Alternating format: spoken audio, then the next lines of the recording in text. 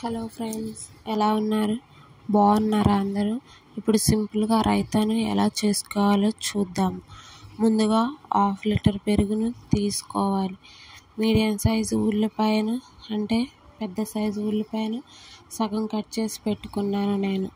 2 medium size పచ్చిమిర్చి, 1/2 table spoon జీలకర్రను తీసుకోవాలి.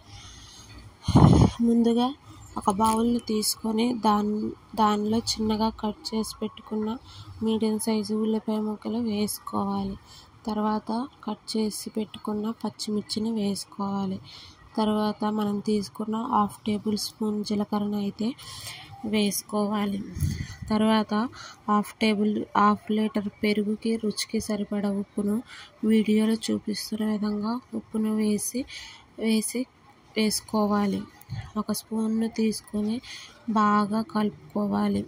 తర్వాత కలుపుకున్న మిశ్రమం పైన ఒక మూత పెట్టుకొని పక్కన అయితే పెట్టుకోవాలి.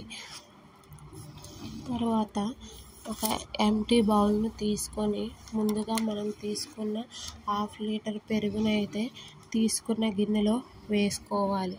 తర్వాత మజ్జిగను చేసుకునే కవ్వంను తీసుకొని పెరుగును బాగా చిలుక్కోవాలి. అంటే చిన్న చిన్న ఉండలు లేకుండా బాగా సాఫ్ట్గా అయ్యే వరకు బాగా కలుపుకోవాలి.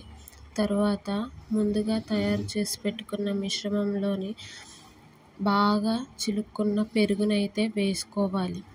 తర్వాత స్పూన్తో మిశ్రమము మరియు పెరుగు రెండింటినీ కలిసే విధంగా బాగా కలుపుకోవాలి. ఇలా ఒక 5 నిమిషాలు కలుపుకుంటే టేస్టీగా ఉండే రైతా అయితే రెడీ అయిపోతుంది. నచ్చితే లైక్ చేయండి ఫ్రెండ్స్. ఎలా ఉందో కామెంట్ చేయండి ఫ్రెండ్స్. సబ్స్క్రైబ్ చేసుకోండి. Bye friends.